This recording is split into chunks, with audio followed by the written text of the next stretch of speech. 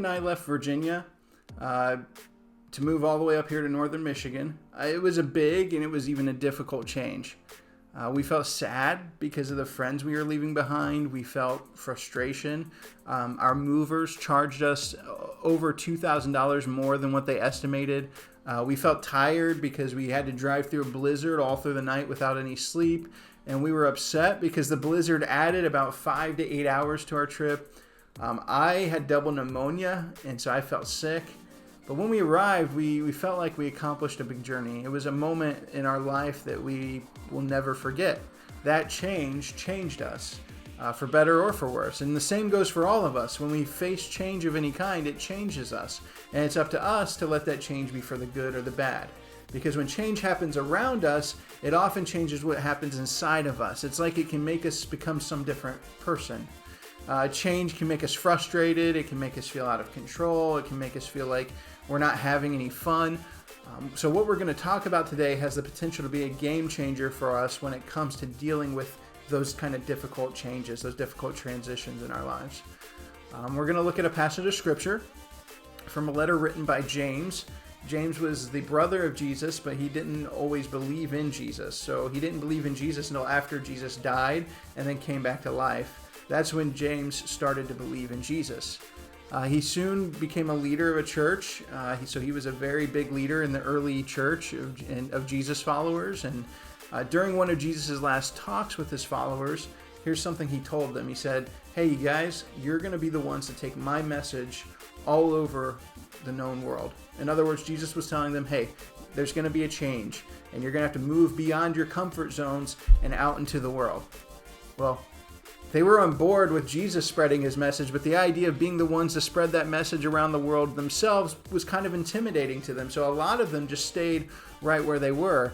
But then something changed, right? The disciples and other early followers of Jesus started to be persecuted by the religious and political leaders, and that change in their lives propelled them to take Jesus' message about grace and forgiveness and a new way of living in the world to new places. So while also growing their faith in dependence with God, they're out there taking that message to the world. And that's what's happening in the world when James wrote to the followers of Jesus who had started out as Jewish in his letter. He says, "Dear brothers and sisters, when troubles of any kind come your way, consider it an opportunity for great joy. For you know that when your faith is tested, your endurance has a chance to grow." That's what James wrote to them while they're being persecuted and being pushed out into the world. Now, we're all familiar with endurance, but we usually associate that word with athletics, right? When we train and push past our limits over time, our bodies adjust to meet those new limits.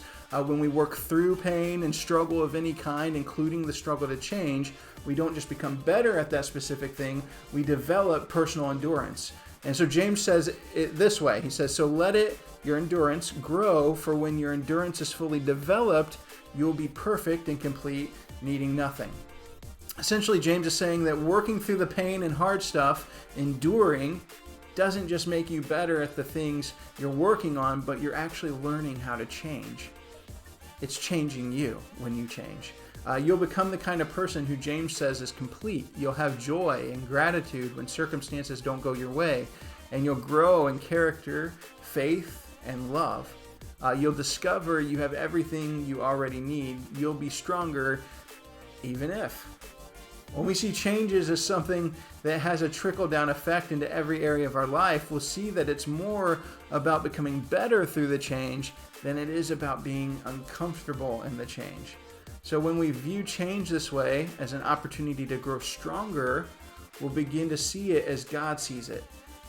Good change and hard change can be a positive thing because it's all about growing as a person, growing as a friend, growing as a daughter or a son. It's about getting stronger. It's about developing better character. But James is telling them that when we trust who God is and what he's like, we can be sure that he's doing something in us, no matter how uncomfortable, how hard, how difficult the change may be. So change is an opportunity for God to work in our lives.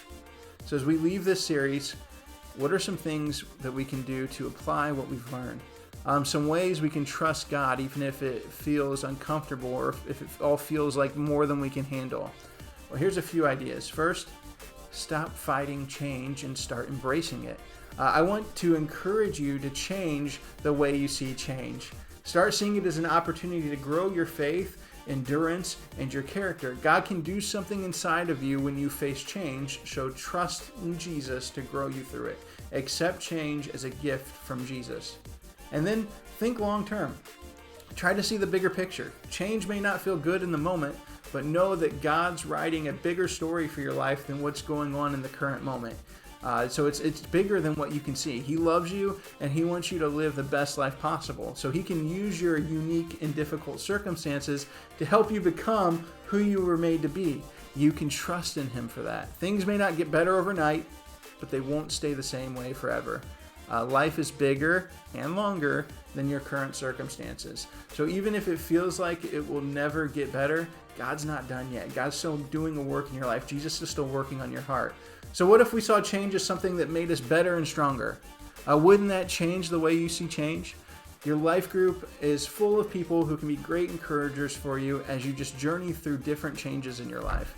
So remember, God can use change to make you stronger.